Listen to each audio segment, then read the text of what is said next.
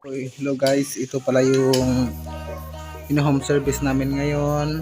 Iban 55 inches, sobrang laki niya talaga. Parang hindi na yata to 55, parang 60 inches. Yan o, yan yung likod. Yung problem niya, wala siyang power. Wala siyang power.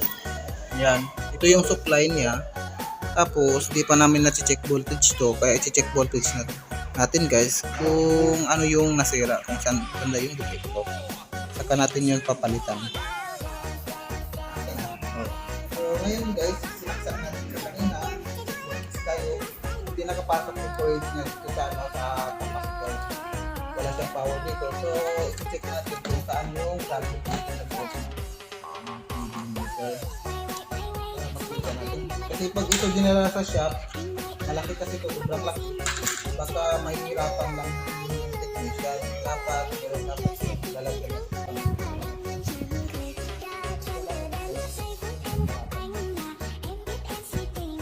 So ngayon guys, na-check ko na yung mga lines niya, walang power sa capacitor, kaya tiningnan ko dito kung saan yung na-open circuit.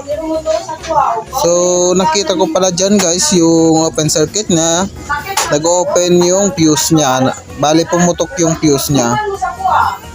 Tapos nilagyan ko na ng jumper, ganun pa rin ang nangyari guys, pumutok pa rin siya.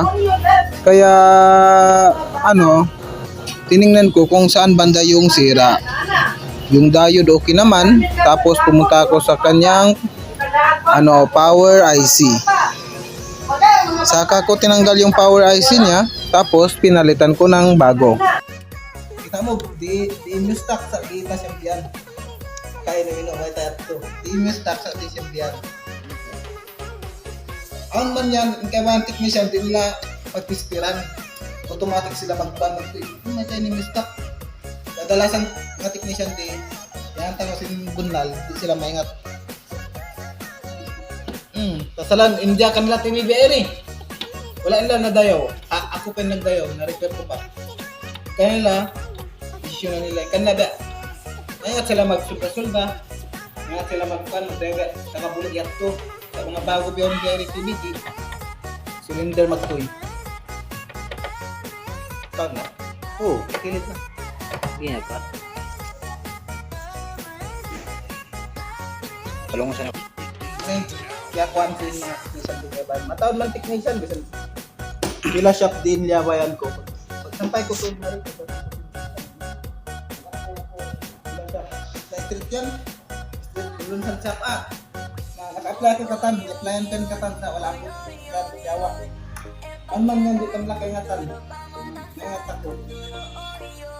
Sa mga technician to mga malakas na pa. Kan ba underestimate.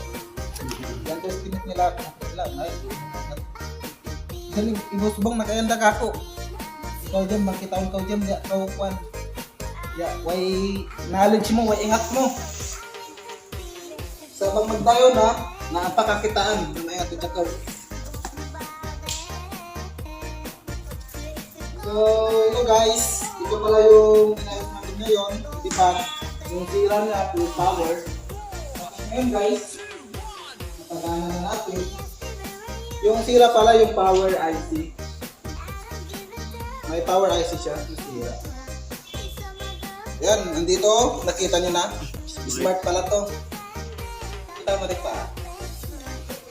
Naka-HDMI. Buko natin wifi gamit mo. Di ba guys?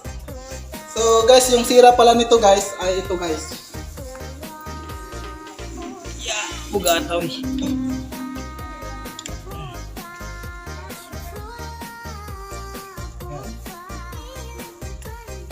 Yung sira guys, ito guys yung power IC. Yan yung sira. Napalitan na namin yon. Yun o. Wow, tara.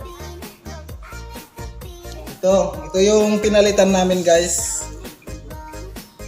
Kasi pumutok kasi yung fuse eh. Ito yung fuse, pumutok siya kanina. Akala ko sira yung niya diode, pero hindi pala. Pag-tester ko, okay naman yung diode. Kaya tumiretso ako sa Siya nga pala guys, yung reading ng ng TV flat screen. Kahit iba-iba yung number ng mga ganito, kasi itong dalawa hindi sila pareho ng number. Iba yung number nito, itong IC iba yung number na to, at saka ito, magkaiba sila. Pero yung reading same lang naman, kaya pwede na rin. Basta same lang ang reading. Dapat bago kayo magpalit ng pesa, kahit di sila pareho ng number, i-check nyo talaga yung reading at saka yung ohms.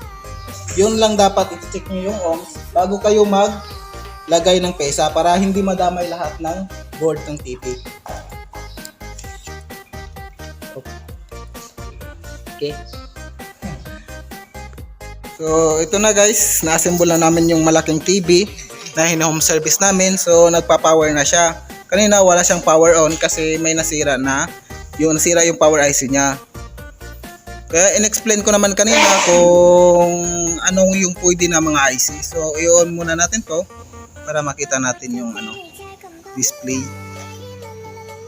So ayan guys, napakalaki, diba? Smart TV. Yan parang sine. Sobrang laki guys. So ngayon guys, natapos na natin yung TV na to. May may titirahin na naman kami na ibang TV. So guys, paki-subscribe na lang ng channel ko at saka paki-hit ng notification bell para lagi kayong updated sa mga bago kong video at makikita nyo rin yung mga tutorial kung paano makagawa. Sa mga master natin dyan, hindi para sa inyo to, para lang to sa mga newbie, yung mga baguhang technician lang.